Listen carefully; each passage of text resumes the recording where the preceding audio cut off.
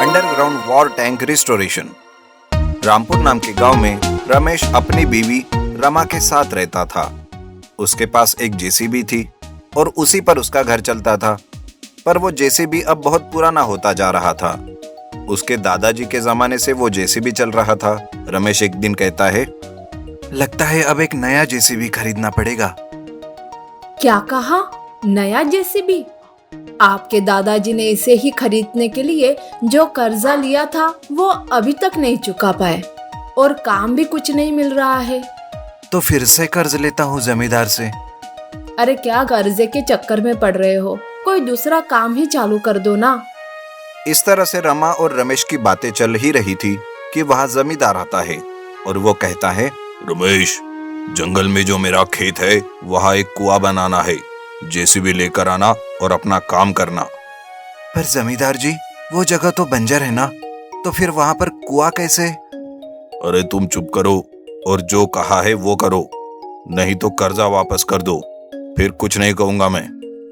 ऐसा कहकर जमींदार वहां से चला जाता है। तभी रमेश की बीवी कहती है, हमेशा ये जमींदार ऐसे ही धमकाता है और अपने काम करवाता है, पर इस बार उस बंजर जगह पर काम करना मतलब बहुत मुश्किल काम है और ये जेसीबी भी पुराना हो गया है। पर कर ही क्या सकते हैं। दूसरे दिन रमेश अपना जेसीबी लेकर उस बंजर जगह पर जाता है, पत्थर को उठाकर साइड में करता है और जमींदार ने कहे मुताबिक एक जगह पर गड्ढा खोदने लगता है। पर गड्ढा करते करते जेसीबी से कुछ टकराकर एकदम से वो बंद हो जाता है। रमेश को कुछ समझ नहीं आता। तब नीचे उतरकर वो देखता है तो उस गड्ढे में उसे कुछ दिखाई देता है। अरे ये क्या? यहाँ पर तो कोई पुराना वॉर टैंक फंसा हुआ है। अभी जमींदार को बताता हूँ।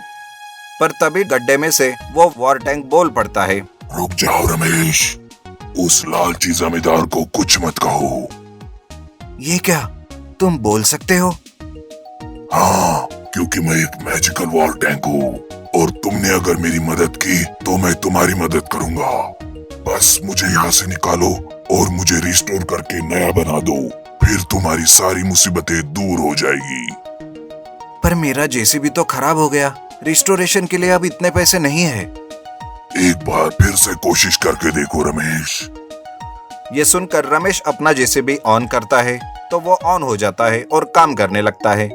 रात भर में ही रमेश जेसीबी से बड़ा गड्ढा करता है और उस पुराने वॉर टैंक को अंडरग्राउंड में से बाहर निकालता है और उस वॉर टैंक को रिस्टोरेशन के लिए देता है।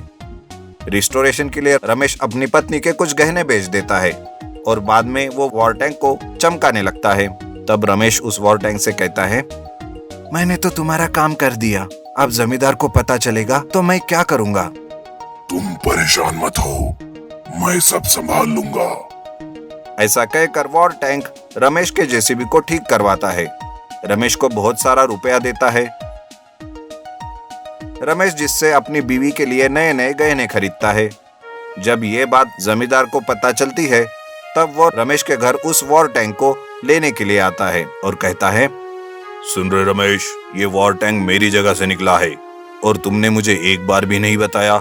इस पर मेरा अधिकार है। अब मैं इस वॉर टैंक को ले जाने आया हूँ।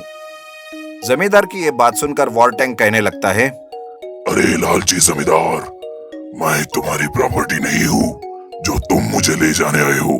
खबरदार अगर मुझे हाथ भी लगाया तो।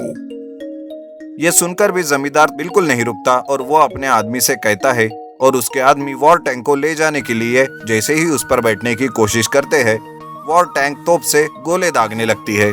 ये देखकर जमींदार डर जाता है और वहां से भाग जाता है। इस तरह उस पुराने वॉर टैंक का रिस्टोरेशन करके रमेश की जिंदगी बदल जाती है। उस दिन से जमींदार रमेश को कभी परेशान नहीं करता और अंडरग्राउंड वॉर टैंक रमेश को बहुत सारा सोना देकर वहां से गायब हो जाता है।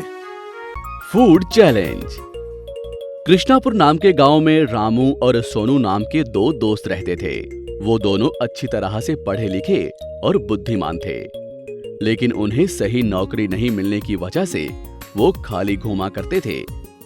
वो दोनों एक होटल में एक साथ भोजन करते थे, लेकिन होटल का मालिक कर्मचारियों पे थोड़ी भी दया, करुणा या मानवता नहीं रखता था।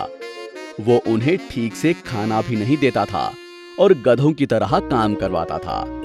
ये देखकर रामू और सोनू ने कहीं बाहर होटल के मालिक को समझाया, लेकिन होटल के मालिक पर कुछ भी असर नहीं हुआ।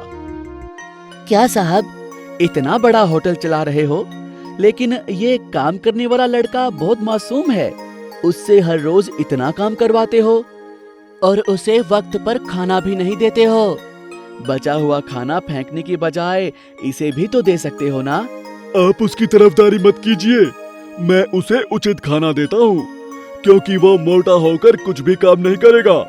मगर मेरे होटल के बारे में तुम्हें क्या है बताओ? हाँ, हमें क्या है, हम तो इंसानियत के लिए पूछ रहे थे, आप कुछ बुरा मत मानना। आपके पास कोई काम धंधा नहीं है, फिर हमारे होटल के बारे में इतनी खोजबीन क्यों कर रहे हो? पहले जाकर अपने काम से मतलब रखो, उसके बाद कुछ करना। अपनी नौकरी ढूंढो पहले, फिर किसी के ऊपर उंगली उठाना। जाओ। ठीक है, ज्यादा बातें मत करो।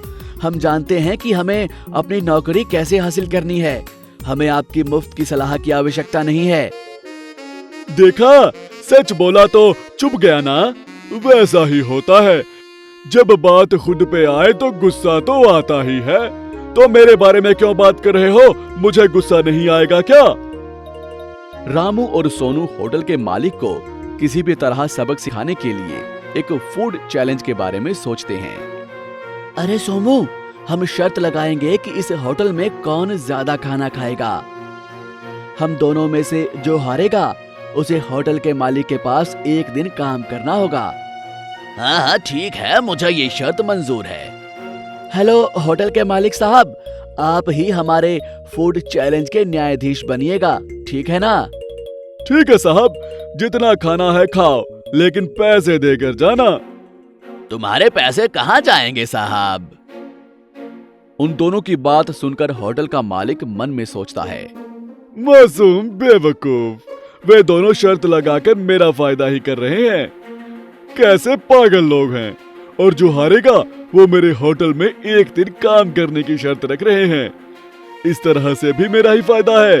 पैसे के पैसे और खुशी की खुशी। बहुत अच्छा है। रामू और सोमू सब खाने के पदार्थ सामने रखकर खाना शुरू करते हैं।